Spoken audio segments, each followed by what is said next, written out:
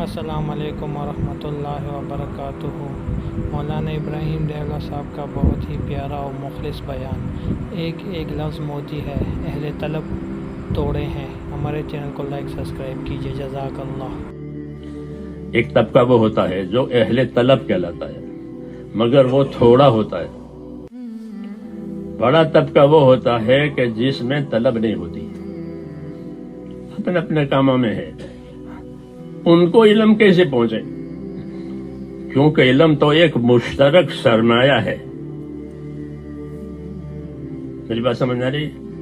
ہاں، کہ علم کسی مخصوص طبقے کی چیز نہیں ہے، بلکہ بارش کے پانی سے حضور نے اپنے علم کی تشبیہ دی ہے۔ بارش کے پانی میں کس کا حق نہیں ہے بتاؤ؟ کہہ سکتے ہیں کسی کو کہ بارش تمہارا حق نہیں ہے؟ نہیں کہہ سکتے کہ بارش کے پانی میں سب کا حق ہے، کیونکہ سب کی حیات پانی پر موقوف ہے۔ وَجَعَلْنَا مِنَ الْمَاءِ كُلَّ شَيْءٍ حَيٍّ، یہ پانی پر سب کی حیات موقوف ہے۔ ایسے فرمایا مَثَلُ مَا بَعَثَنِيَ اللَّهُ مِنَ الْعِلْمِ وَالْهُدَىٰ كَمَثَلِ غَيْثٍ، جو علم و ہدایت پروردگار نے مجھے دے کر کے بھیجا ہے وہ بارش کے پانی کی طرح سے ہے۔ یہ سب کی نجات اسی میں ہے۔ جیسے بارش کے پانی میں سب کی حیات ہے، پانی نہیں ہے سب کی موت۔ جتنا بڑا جانور وہ جلدی مرے گا، چڑیا جلدی نہیں مرے گی۔ بڑا بدن ہے تو بڑا پانی چاہیے۔ ہم نے دیہاتوں میں جب خشک سالی ہوتی تھی جو بڑے بڑے جانور ہوتے تھے اور اوپر سے سورج کی گرمی اور پانی ہے نہیں تو اوپر منہ اٹھا کر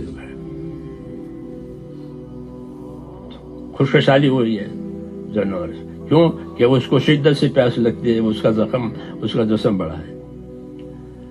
پانی کی یہ ضرورت کی بات ہے۔ بدنوں کے لیے اسی طرح زمین کی ہر چیز کے لیے پانی درکار ہے۔ ایسے ہی میرے دوستو علم کو اس سے مثال دی ہے کہ مجھے جو علم دے کر بھیجا ہے وہ بارش کے پانی کی طرح سے ہے۔ بارش کے پانی میں سب کی ضرورت ہے، اسی طرح جو علم مجھے دیا گیا ہے اس میں سب کی نجات ہے، اور کسی علم میں کوئی نجات نہیں ہے، اور وہ نجات کے لیے ہے بھی نہیں۔ وہ تو ضروریات زندگی کے لیے ہے، اس کو علم نہیں کہتے، وہ تو فن ہے، اسے فنون کہتے ہیں۔ وہ دنیا کی ترقی کے لیے ہوتے ہیں، اس کو نجات سے اصلاح سے کوئی تعلق نہیں ہے۔ وہ تو دنیا کی ترقی کے لیے ہے اور موت تک کے لیے ہے، اس کے بعد وہ سلسلہ ان کا کچھ نہیں ہے۔ یہ جو دیا گیا ہے یہ تو اللہ تعالیٰ کے حقوق پہچاننے کے لیے دیا گیا ہے، اور آپس کے حقوق پہچاننے کے لیے دیا گیا ہے۔ اس لیے کہ دنیا کو اللہ نے دارالحقوق بنایا ہے اور آخرت کو دارالعجور بنایا ہے۔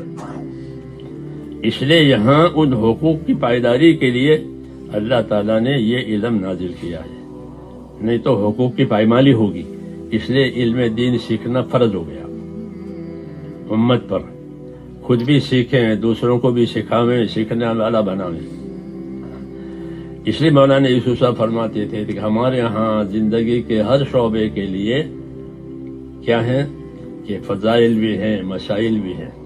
یہ شعبے ضرور چلاؤ، عبادت کا شعبہ، لین دین کا شعبہ، حکومتوں کا شعبہ، ہر شعبہ ضرور چلاؤ، لیکن ان شعبوں کو علم سے چلاؤ، اپنی خواہش سے نہیں بلکہ علم سے چلاؤ، تاکہ ان شعبوں میں جن جن کے حقوق متعلق ہیں وہ حقوق پائمال نہ ہو۔ حضور صلی اللہ علیہ وسلم کے تمام علوم آپ کی دعوت کے ساتھ جڑے ہوئے ہیں۔ جو علم اترا ہے آپ نے اس کی دعوت دی ہے، اس کا نفع نقصان بھی بتایا ہے اور اس کا طریقہ بھی بتایا ہے۔ نماز آئی تو نماز کا طریقہ بتایا، پھر نماز کی فضیلت بتائی۔ ایسے جو رکن آیا اس رکن کا طریقہ، اس کی فضیلت، اس کے حدود قیود۔ ایک حج آخر میں رہ گیا تھا کہ اس کے بارے میں بھی تفصیلات نہیں آئی، یا اس کے بعد موقع نہیں تھا حج کرنے کا، تو وہ رکن باقی تھا.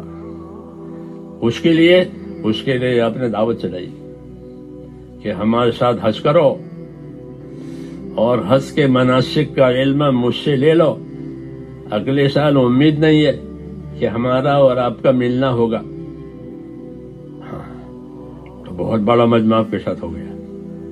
تو حج کو اور حج کے علم کو دعوت سے جوڑا گیا. یہی طریقہ ہے کہ اس کو دعوت سے جوڑو تاکہ جس کے پاس نہیں ہے وہ آ جاوے اور وہ اس کو لے کر کے اپنے عمل کو مکمل کرے. تو میرے بھائیوں بزرگوں، جس طرح ہم نے مولانا ابراہیم دیولہ صاحب کی آواز میں یہ پیاری کارگزاری سنی، تو ہمیں یہ بیان صرف سننا نہیں ہے، ہم نے اس پر عمل پیرا ہونا ہے اور باقی لوگوں تک یہ میسج ہم نے کنوے کرنا ہے تاکہ ہمارا دین زیادہ سے زیادہ پھیلے اور زیادہ سے زیادہ لوگ اسلام اور دین کی طرف آئیں اور تبلیغ کا کام بڑھ چڑھ کر کریں. ہمارے چینل کو لائک سبسکرائب کیجیے. جزاک اللہ، ماشاء اللہ.